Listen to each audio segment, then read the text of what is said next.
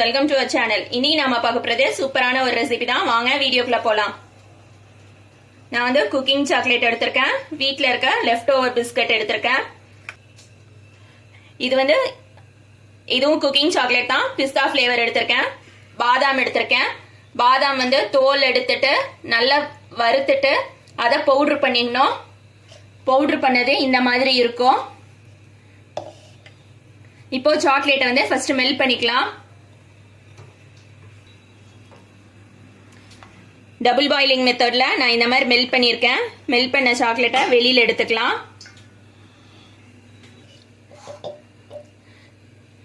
பாதாம் பவுடர் பண்ண அதே மிக்ஸி ஜார்ல பிஸ்கட்டை பவுடர் பண்ணிக்கலாம்.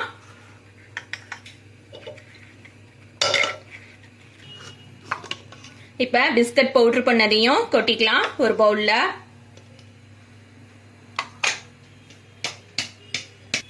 மெல்ட் பண்ண சாக்லேட்ல கொஞ்சமா பிஸ்கட் பவுடரும் பாதாம் பவுடரையும் கொஞ்சம் கொஞ்சமா சேர்த்துக்கலாம்.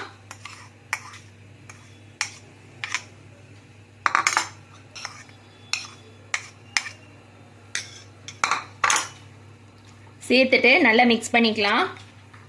நல்லா கெட்டியா இருக்கணும் மாவு. நான் இதோட அளவுகள் எல்லாமே டிஸ்கிரிப்ஷன் பாக்ஸ்ல கொடுக்குறேன், செக் பண்ணிக்கோங்க.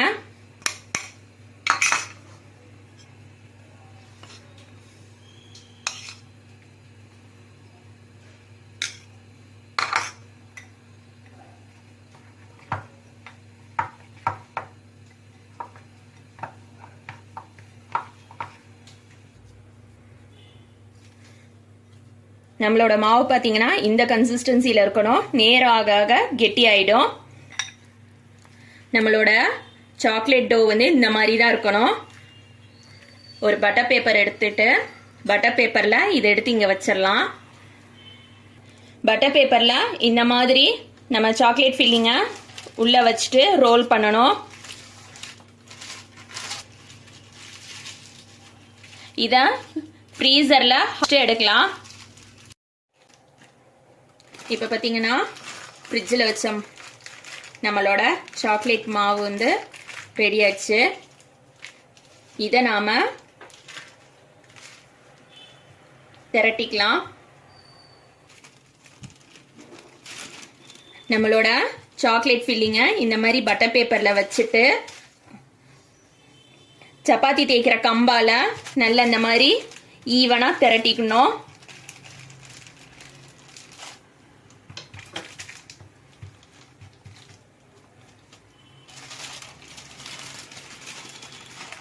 இந்த மாதிரி திரட்டினதுக்கு அப்புறம் நம்ம கிட்ட என்ன அச்சிருக்கோம் அந்த அச்சால இந்த மாதிரி கட் பண்ணிக்கணும்.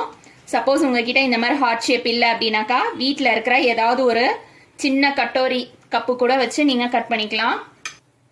உங்ககிட்ட இந்த மாதிரி ஹார்ட் ஷேப் இருந்ததுன்னா அதால கட் பண்ணிக்கோங்க. அப்படி இல்லைன்னா இந்த மாதிரி எட்ஜ் வந்து ஷார்ப்பா இருக்கிற ஒரு பவுலாலேயோ ஏதாவது ஒரு மூடி எடுத்துக்கோங்க. அதால கூட இந்த மாதிரி கட் பண்ணிக்கோங்க. இது மாதிரி கட் பண்ணி எடுத்துட்டு நான் காட்டுறேன். இந்த மாதிரி கட் பண்ணிட்டு ஓரத்தெல்லாம் இந்த மாதிரி எடுத்து விட்டுட்டு இதை மட்டும் எடுத்துக்கோங்க. இதை வந்து ஒரு பிளேட்ல வச்சுக்கலாம். இப்ப பாத்தீங்கன்னா நம்ம ஹார்ட் எல்லாம் ரெடி பண்ணியாச்சு. ஏற்கனவே இது மாதிரி மாவு நம்ம ரெடி பண்ணி ஃப்ரீசர்ல 10 to 15 minutes வச்சு எடுத்துட்டு அதுக்கப்புறம் நம்ம தேய்ச்சிட்டு இந்த மாதிரி ஹாட் பண்ணியிருக்கோம். இதை வந்து ஃப்ரீசர்ல திரும்ப நம்ம ஒரு 10 minutes வைக்கணும். இது கொஞ்சம் ஹார்ட் ஆகணும். இப்ப பாத்தீங்கன்னா இந்த அளவுக்கு சாஃப்டா இருக்கும். கொஞ்சம் இதோட நம்ம வந்து சாக்லேட்ல டிப் பண்ண முடியாது. இது கொஞ்சம் ஹார்ட் ஆகுறதுக்காக ஃப்ரீசர்ல 10 minutes வச்சு எடுத்து காட்டுறேன். இப்ப பாத்தீங்கன்னா நம்மளோட ஹாட் வந்து ரெடி ஆயிடுச்சு.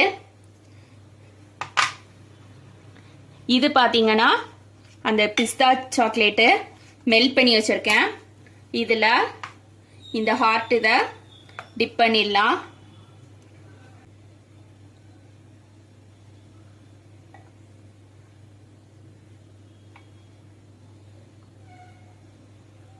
இதை வந்து பட்டர் பேப்பர்ல வச்சிடலாம்.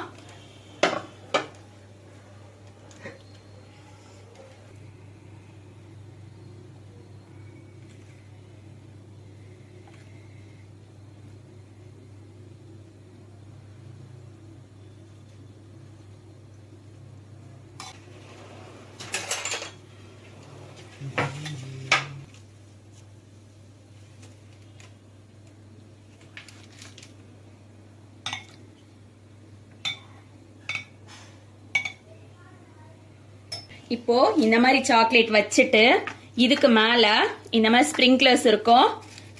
இந்த ஸ்ப்ரிங்க்லர்ஸ்ல உங்களுக்கு எது விருப்பமோ அதை போட்டுக்கலாம். நான் இந்த ஹார்ட் போட போறேன்.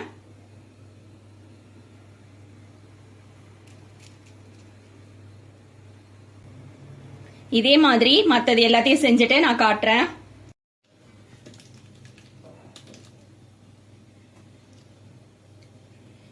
இப்ப பாத்தீங்கன்னா நம்ம டிப் பண்ண சாக்லேட் எல்லாமே இந்த மாதிரி இருக்கு. ஃப்ரீசர்ல 2 to 5 minutes வச்சு எடுத்தோம்னாக்கா இந்த மாதிரி இருக்கும். இப்போ இதை நான் கட் பண்ணி காட்டுறேன்.